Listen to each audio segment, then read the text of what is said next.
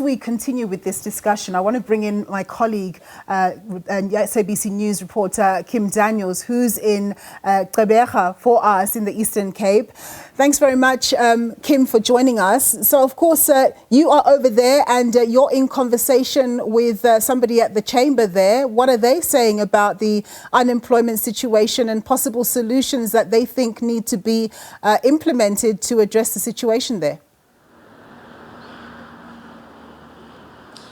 Good afternoon and thank you. As we know, the automotive industry is the backbone driver in the Eastern Cape. In the Nelson Mandela Bay alone, we have at least 50% of the exports that come out of the port of Port Elizabeth. That's about 100,000 cars annually that leave our shores and go to various countries globally.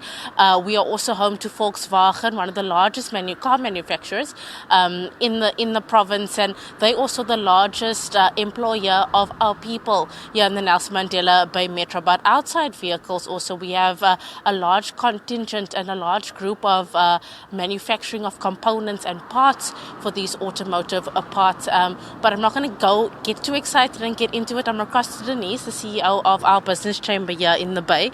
Denise, just give us an overall picture. What is the impact that the automotive sector has here on the Nelson Mandela Bay Metro? The automotive sector is the anchor to our economy here. Almost half of the automotive employment in the country is here in Nelson Mandela Bay. We have the largest manufacturer here, Volkswagen that you mentioned. But I think what's also key is to look into the supply chain that comes with having local assembly in one's country. And that in turn creates, that's where the real job creation happens. As I understand, we employ about 60,000 people in the sector. That's just here in the province alone. But if we look at our unemployment rate in the province, it's still at a 41%, which is quite high. Yeah. What are some of the factors, or what are some ideas that we think that the automotive industry can maybe help mitigate, these factors? Yeah, so the auto industry is critical in terms of employment, and the policy is key, especially around new energy vehicles. And we've been very encouraged to see that President Cyril Ramaphosa has announced those guidelines, but we now need urgency around the implementation thereof. It's good that hydrogen-powered vehicles, for example, have been included. It's important that we also reinvent our industry, because this is a critical time when investors are making decisions on future investment. So now is the time to do that. And then the other big issue that affects manufacturing, and which has been ongoing for some time, is all the challenges we face. Electricity was one of the biggest ones. Fortunately, we've seen that subside in terms of over 200 days without load shedding, but that still remains an issue in terms of unplanned power outages. And then logistics is the other big one in terms of rail and ports, where we need those efficiencies to improve if we want to retain manufacturing in the metro. And I think the focus also needs to turn more to existing investment, not just attracting new investment. It's important to understand what a CKD assembler does for your economy versus SKD. CKD brings components chain with it, which brings real job growth. You mentioned logistics is one of the challenges we do need to address within our municipality. Not too long ago, we had an issue at one of our ports. Did that affect our exports at all? At the Port of Port Elizabeth, like I mentioned earlier, we are a big export community this side. And I mean, without that, there was obviously a big hole within the sector. Look, any disruptions affects manufacturing in the Bay. What is key for us is we need more efficiency at the port in terms of turnaround times of cargo. And then the other big area is the north to south rail corridor from Gauteng to Nelson Mandela Bay, where we need that to be functioning effectively so that we can take trucks off the road, but also to help reduce costs and timelines in terms of getting product to market.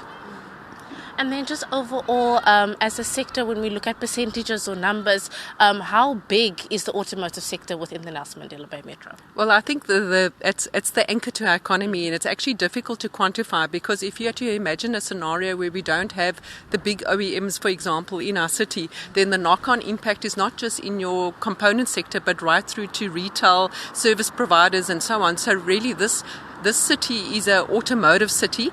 We do have other types of manufacturing, but auto is absolutely key in terms of retaining manufacturing. And also, as a country, we need to have pro-industrialization policies because you don't want to lose that capability. The other big benefit of having auto manufacturing in our city is that it comes with skilled employment. We've got a lot of innovation here. It's actually quite incredible when you look at the innovation in our city. In fact, we've set up a local economy reinvention think tank where we've pulled together engineers and experts across the industry, where we're looking proactively at opportunities to re-engineer our manufacturing in the Bay. Denise, we'll cut it there. Thank you so much for your time. That was just Denise, our CEO of the Business Chamber in the Nelson Mandela Bay Metro, just saying how important our automotive sector is in our small piece of land here in South Africa, saying it is really the backbone, the anchor of our economy. It creates various jobs, and not just at these plants themselves, but it also has like a domino effect going back down, all the way down to retail. But for now, from us in Gqeberha, it's back to you in the studio. Thanks very much. My colleague there, Kim Daniels, just speaking to the Chamber of Commerce there in the Eastern Cape, talking about how pivotal the motor vehicle sector is there. One of the things that's a bit concerning is having a concentrated industry in a town because, you know, everything just hinges on that. But it is what it is. Hence, diversification in an economy, in a province, in a town is quite important.